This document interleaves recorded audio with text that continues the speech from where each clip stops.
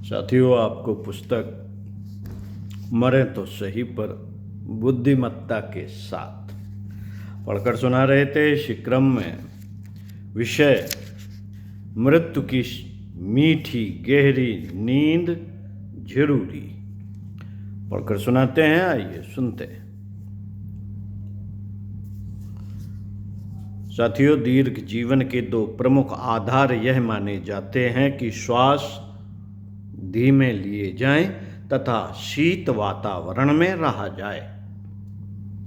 योगी लोगों की प्राणायाम क्रिया तथा हिमकंदराओं में निवास को प्रमुखता देने का एक कारण यह भी है कि वे शरीर को अमर या दीर्घजीवी बनाकर अपना और पराया अधिक श्रेय साधन कर सकें। रीछ, सर्प, कछुए, मेंढक शीत ऋतु में आने पर अपने को सिकोड़ कर बैठ जाते हैं। ताप की तीव्रता से जो शक्ति का क्षरण होता है वह उन दिनों न होने से जीव निराहार पड़े रहते हैं। गति शरीर संचालन भर के लिए आवश्यक है। यदि उसे अव्यवस्थित ढंग से खर्च किया जाए तो सांसें तेज चलने लगेंगी और उससे दीर्घ जीवन में कमी आ जाएगी। सृष्टि विज्ञान पर दृष्टिपात करने से विदित होता है कि जिन जीवों का श्वास संचालन मंद गति से होता है वे अधिक दिनों जीवित रहते हैं। इसके विपरीत जिनकी सांसें तेजी से चलती हैं वे कम समय जी पाते हैं। इस संबंध में प्रति मिनट सांस लेने और आयुष्य प्राप्त करने संबंधी अनुमानित विवरण इस प्रकार हैं। कछुआ, सांस 5 आयु 150 वर्ष। सर्प, सांस 8 आयु 120 वर्ष। हाथी 12 बार सांस लेता है, आयु 100 वर्ष। मनुष्य 12 बार, आयु 100 वर्ष। घोड़ा 18 बार, आयु 50 वर्ष। बिल्ली 25 वर्ष, आयु 12 वर्ष। बकरी 25 वर्ष, 25 बार, आयु 12 वर्ष। कबूतर 36 बार, आयु 6 वर्ष। खरगोश 40 बार, आयु 7 वर्ष। प्रति मिनट सांस लेने का विवरण बताया। नृतत्व विज्ञान वेत्ता बताते हैं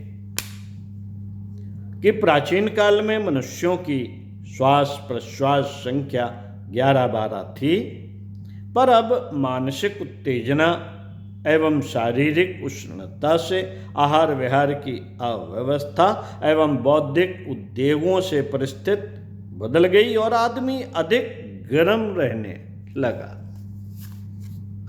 फलस्वरूप श्वास संख्या बढ़कर 15-16 प्रति मिनट पहुंच गई। जल्दबाज, उद्विग्न, आवेशग्रस्त, सामर्थ्य से अधिक काम करने वाला, तनाव भरा जीवन वस्तुतः गर्म जीवन ही कहा जा सकता है।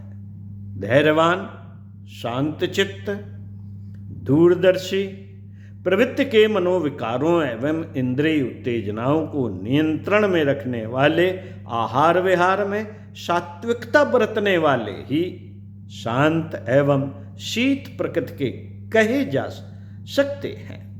उन्हीं का हृदय, फेफड़ा, स्नायु संस्थान तथा रक्त प्रवाह सौम्य, शांत एवं स्वाभाविक रीति से काम करता है। फलतः उनकी आयु भी लंबी होती है। गर्मा गर्म गर्मी से भरे हुए लोग जल्दी उफनते और जल्दी चलते हैं, उनकी आयुष्य कम हो तो इसमें आश्चर्य ही क्या। शीत ऋतु और ठंडे वातावरण का भी स्वास्थ्य पर प्रभाव पड़ता है। ठंडे देशों के मनुष्य अपेक्षाकृत अधिक स्वस्थ, सुडौल एवं दीर्घजीवी होते हैं। गर्म देशों के लोग दुर्बल भी पाए जाते हैं और अल्पायु भी। इसमें हम भारतवर्ष के ही पंजाब और बंगाल के लोगों की शारीरिक तुलना करके सहज ही जान सकते हैं। रूस के उज्बेकिस्तान प्रांत में लोग अधिक दीर्घजीवी पाए जाते हैं। इसमें वहाँ के जलवायु की सौम्य शीतलता ही प्रधान कारण है। लोग तपश्चर्या के लिए हिमालय जाते हैं। बड़े लोग आमोद प्रमोद के लिए गर्मी के दिनों में ठंडी जलवायु के स्थानों में चले जाते हैं। शीत ऋतु तथा वातावरण का निसंदेह स्वास्थ्य पर अनुकूल प्रभाव पड़ता है। इतना ही नहीं, ठंडे स्वभाव एवं सात्विक आहार विहार को भी शीत प्रक्रिया में ही गिना जा सकता है और उस तरह का जीवन क्रम बनाने वाले स्वभावतः अधिक दिन जीते हैं। रेफ्रिजरेटरों में रखी रहने वाली खाद्य सामग्री तथा दवाएं खराब नहीं होती। बर्फ में दबी हुई लाशें मुद्दतों पीछे निकालने पर भी ज्यों की त्यों निकली हैं। वैज्ञानिक मनुष्य काया को देर तक सुरक्षित रखकर थोड़े विश्राम के बाद पुनर्जीवित करने की जो योजना बना रहे हैं, उसमें मृत शरीर को शीत आवरण में बंद करने की प्रक्रिया ही काम में लाई जाएगी। खगोल शास्त्री ऐसे अति दूरवर्ती ग्रहों पर मनुष्य को भेजने की बात सोच रहे हैं जिनकी यात्रा में अधिकतम तीव्र गति वाले रॉकेट को भी जाने और लौटने में 1000 वर्ष लगेंगे। इतने दिन तक आदमी को कैसे जीवित रखा जाए? इस संदर्भ में यही सोचा गया कि यात्री को उस यान में बिठाकर शीत से जमा दिया जाए। फलतः उसकी शक्तियां का क्षरण न होगा और न आयु वृद्धि का कोई प्रभाव पड़ेगा। जब उसे लौटाया जाए तो पृथ्वी से संकेत तरंगों द्वारा यान की शीतलता घटा दी जाए। फलतः यात्री जीवित हो जाएगा और 1000 वर्ष में भी उसकी मृत्यु न होगी। अभी भी प्राणियों के अंगों को विभिन्न प्रयोगों के लिए देर तक सुरक्षित रखने के लिए यह शीतलीकरण प्रक्रिया ही काम में लाई जाती है। विशिष्ट प्रयासों की यह परंपरा अपने स्थान पर है और मृत्यु की एक सुनिश्चित तथ्य के रूप में विद्यमानता अपनी जगह। सर्वसामान्य के लिए यही शरीर सदा सर्वदा के लिए अविनाशी बनाए रखना शायद ही कभी संभव हो। अतः मृत्यु को एक अवश्यंभावी घटना मानते हुए उसकी क्रमिक प्रक्रिया को भली भांति समझने की जरूरत है। 30 वर्ष की आयु से ही मृत्यु की क्रमिक प्रक्रिया आरंभ हो जाती है। यद्यपि यह पूरी तरह कब संपन्न होती है, यह भी शरीर विज्ञानियों की दृष्टि में विवादास्पद विषय है। किंतु आवश्यकता इसी बात की है कि 30 वर्ष की यौवनावस्था से ही मृत्यु के स्वागत की तैयारी करनी चाहिए। 30 वर्ष की यौवनावस्था से ही मृत्यु के स्वागत की तैयारी करनी चाहिए, ताकि मृत्यु एक पछतावा नहीं वरन एक भव्य घटना बन सके। मृत्यु का भय अधिकतर सताता उन्हीं लोगों को है जो इस मानव जीवन का महत्व नहीं समझते और इसकी लंबी अवधि को आलस्य विलास एवं प्रमाद में बिता देते हैं और अपने आवश्यक कर्तव्यों तथा उत्तरदायित्वों के प्रति ईमानदार नहीं रहते। कामों को अधूरा छोड़कर ढेर लगा लेने वाले जब देखते हैं कि उनकी जीवन अवधि की परिसमाप्ति निकट आ गई, तो उनके तमाम काम अधूरे पड़े। और उनके तमाम काम अधूरे पड़े हैं जब वे मृत्यु के भय से, तभी वो मृत्यु के भय से कांप उठते हैं। सोचते हैं मेरी जिंदगी बढ़ जाती, मृत्यु का निरंतर बढ़ा चला आ रहा अभियान रुक जाता है तो मैं अपने काम पूरे कर लेता। किंतु उनकी यह कामना पूरी नहीं हो पाती, मृत्यु आती है और अकर्मण्यता के फलस्वरूप उनकी चोटी पकड़कर घसीट ले जाती है। इसके विपरीत जिसने अपने कर्तव्यों तथा उत्तरदायित्वों को रुचि एवं तत्परता से पूरा किया है, जीवन के कारणी कार्यों की उपेक्षा नहीं की है, आयु के प्रत्येक क्षण का सदुपयोग किया है, उसे मृत्यु से डरने का कोई कारण नहीं रह जाता। वह मृत्यु आने पर हंसता मुस्कुराता हुआ उसका स्वागत करता है और मृत्यु उससे संतुष्ट माता की तरह प्यार से गोद में उठाकर ले जाती है और उन दिव्य स्थलों पर पहुंचा देती है जहां उसके कर्तव्य के पुरस्कार उसकी प्रतीक्षा कर रहे होते हैं। अकर्तव्यता एवं अकर्मण्यता दोनों ही ऐसे दोष हैं जो मृत्यु को न केवल जागृत ही रखते हैं बल्कि बढ़ाकर भयानक से भयानकतर बना देते हैं। मृत्यु का भय कायर की वृत्ति है। कर्मवीर तो उसे मित्र तथा माता मानकर किसी समय भी उसका स्वागत करने को तैयार रहा करते हैं।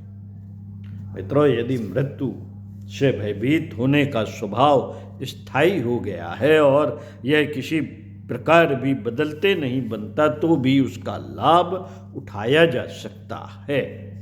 जिस प्रकार शत्रु का भय सदैव सतर्क एवं सानद्ध बना देता है, सुरक्षा के प्रबंधों तथा व्यवस्था के लिए सक्रिय रखता है, उसी प्रकार मृत्यु को एक आकस्मिक विपत्ति समझकर सतर्क एवं सावधान हुआ जा सकता है। यह बात सत्य है कि मनुष्य शरीर छोड़ने से उतना नहीं डरता जितना मृत्यु के बाद न जाने क्या गति होगी इस विचार से भयभीत होता है। उसे आशंका रहती है कि मृत्यु के बाद उसे भयानक तथा अंधेरे लोकों में भटकना होगा, कीट पतंगों की निकृष्ट योनियों में जाना होगा, बैल भैंसा ऊंट घोड़ा गधा आदि बनकर वह सब दंड भोगना पड़ेगा। वह सब यातना सहनी होगी जिससे हम आज अपनी आंखों से उन्हें भोगते देख रहे हैं। मित्रों, यदि यह आशंका मृत्यु भय को जन्म देती है तब क्यों ना ऐसे कर्मों गतिविधियों में संलग्न हो जाया जाए जिससे कि अंधेरे लोकों तथा अधम योनियों की आशंका ही दूर हो जाए। अधिक से अधिक जितना प्रकाश, जितना आलोक और जितना उजाला हम इकट्ठा कर सकें क्यों ना कर लें, जिससे कि परम गति में अपनी आत्मा के प्रकाश से अपना पथ प्रकाशित कर सकें।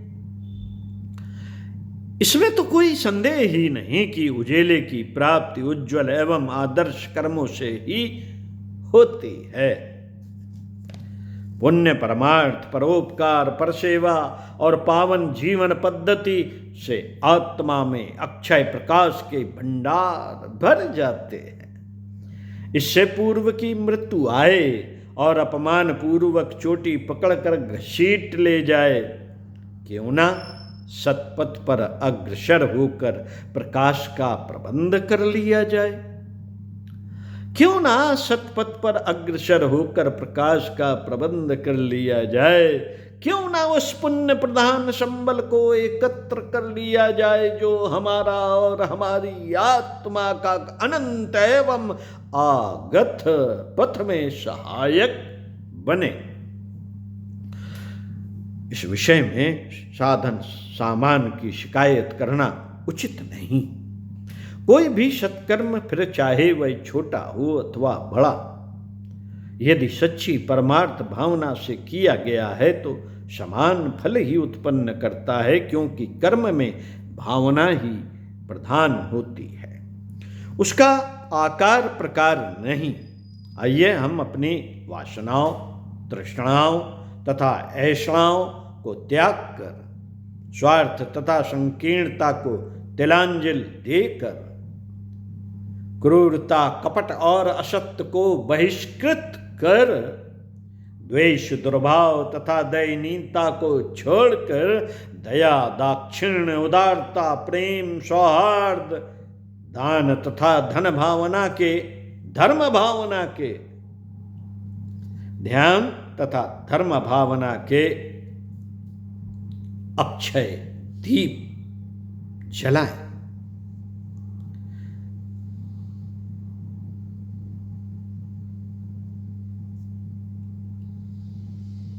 अक्षय दीप जला लें, तब देखें मृत्यु का भय, परलोक का अंधकार हमारी तटस्थ बुद्धि को किस प्रकार विचलित कर सकता है, किस प्रकार विचलित कर सकता है। अपने अधूरे कामों को पूरा करने में जुट जाइए।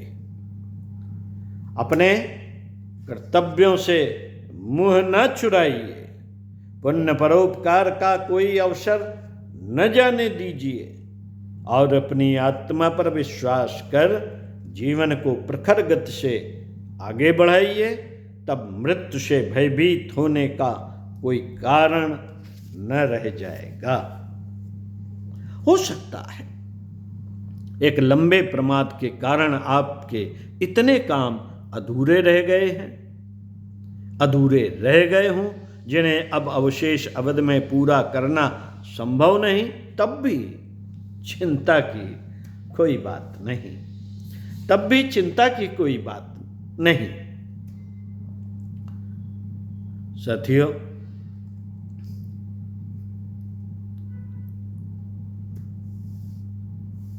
आपको उन्हें पूरा करने का फिर अवसर मिलेगा। भावना के बदलते ही पश्चाताप के साथ क्रियाशील हो उठने पर मनुष्य के पूर्व अपराध क्षमा कर दिए जाते हैं और उसे एक बार फिर अपना सुधार करने और सुपथ निर्माण करने के लिए समय व अवसर दिया जाता है। यह तो साधारण सांसारिक व्यवहार में भी होता रहता है। फिर उस परम पिता की सुंदर, करुण तथा दयापूर्ण विधान धारा में तो यह और भी सरल है। इस साधारण पक्ष के साथ साथ मृत्यु के संबंध में एक अधिक गहरा और सत्य पक्ष भी है जो इसका दार्शनिक पक्ष कहा जाता है। मनुष्य का जीवन दो तत्वों से मिलकर बना है, शरीर और उसमें निवास करने वाली चेतना। जीवन का चेतन तत्व ही तो वास्तव में हम हैं। यह मृतिका पिंड तो उस चेतन की अभिव्यक्ति का माध्यम मात्र है, उसका वाहन भर ही है।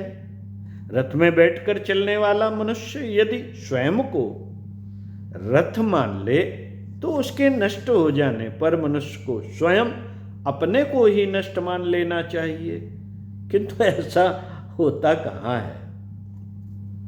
रथ अथवा वाहन के नष्ट हो जाने पर भी उसका रथी, उसका सवार यथावत बना ही रहता है। हाँ, जब उसको अपने वाहन के प्रति अनुचित ममता हो जाती है, उसे ही अपना अस्तित्व एवं सर्वस्व मान बैठता है, तो अवश्य ही उसके नष्ट होने अथवा नष्ट होने की कल्पना से दुख होता है। परंतु यह तो अज्ञान है, इसको किसी भी प्रकार से मान्यता नहीं दी जा सकती। अपने को शरीर समझने वाले अज्ञानी व्यक्ति ही तो मृत्यु अथवा देहावसान से भयभीत रहा करते हैं। जो बुद्धिमान अपने को चेतन स्वरूप समझते हैं, जो कि वास्तव में उनका स्वरूप भी है, वह मृत्यु के भय से कदापि क्लांत नहीं होते, क्योंकि उनकी मृत्यु होती ही नहीं। चेतन अथवा आत्म अक्षय तथा अजर अमर है। चेतन अथवा आत्मा, चेतन अथवा आत्मा अक्षय तथा अजर अमर है, उसकी मृत्यु होना तो दूर, उसे कोई विचार तक नहीं घेरता, कोई विचार तक नहीं घेरता। और यही अमर आत्मा ही तो मनुष्य का वास्तविक अस्तित्व, उसका सच्चा स्वरूप है।